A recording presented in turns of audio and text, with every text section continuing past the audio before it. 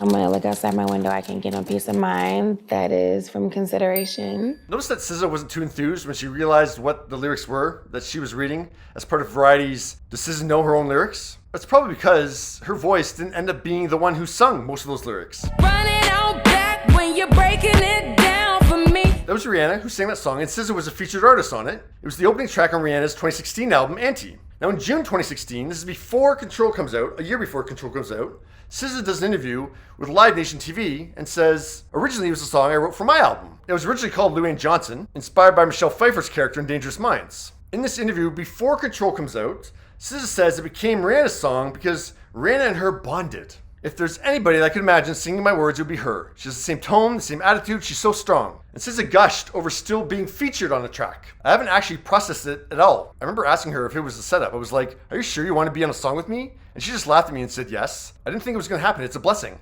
It's a move in the right direction.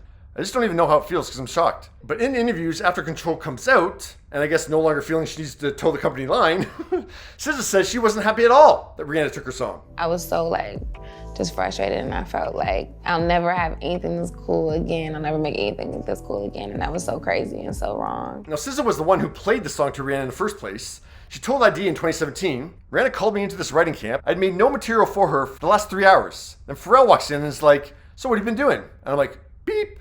I get to play Pharrell my music. I'm like, don't play the duds, girl. I decided to play something from my album. But not something, a song that... This was the pinnacle of what I could make. Now SZA is in the room to impress Rihanna and Pharrell. So she's gonna go and play a song that she's hoping will impress them. She didn't think Rihanna would take it.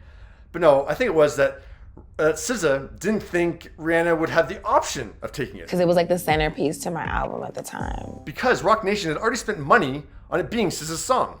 I had just shot a video for it, and I was about to drop it in a couple of days. SZA says after she played LuAnne Johnson, Rihanna said, she's like, bitch, I want that one. And I'm like, not that one, I can make you more. And she's like, no, that one. The quote ends there in that ID interview. But the reality is, it doesn't matter what SZA said next because Roc Nation made the call for her. It was already done.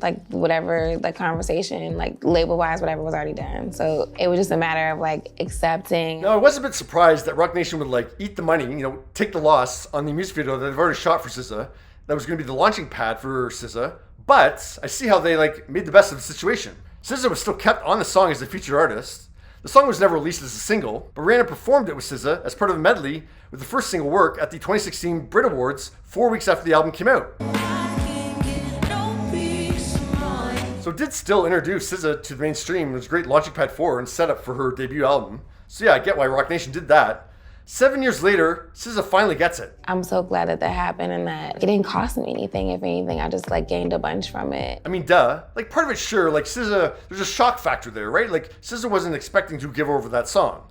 And she didn't have a choice in the matter. But Sia, an established artist, explained to Howard Stern in 2015 why she prioritizes giving her songs to Beyonce, Rihanna, and Britney Spears. I'm always interested in people who write songs for other people. I would find that, first of all, you have a beautiful singing voice. There's no reason why you would write these songs for other people. It's money. I get it, yeah. Why don't you play her Diamonds? Rihanna was like, I love this song. Diamonds, it's mine. Everybody goes home happy. Yeah, that's how we like it here at Shea Sia. Yeah, so Sia thought, ching ching, but unknown artist SZA is going, oh no. If she has it, then I'll just never be anything. Now, I can't really reconcile why SZA saw herself as a legitimate artist, a long-term artist, but she also thought she's never going to do anything better on the level of LuAnne Johnson. That she's just over after that point. I just really thought my creativity would just stop. This was the pinnacle of what I could make. But also, SZA was so obsessed with that song, why couldn't Roc Nation just throw her solo version on Control? Kelly Clarkson recorded second win for her Piece by Piece album in 2015. It was a song co-written by Maren Morris. Maren still included her own version of the track on her 2016 debut, so I don't get why Roc Nation just didn't throw SZA's solo version on Control. It was a year and a half after Anti came out. It was never an official single from Anti. It's the same music label. It would have made SZA probably really happy. I don't get why they did that. But yeah, what do you think of SZA being still so bothered by Rihanna taking the song and not seeing how beneficial it was to her, no matter what? For her, it was just part of her album. And I was like, please, no.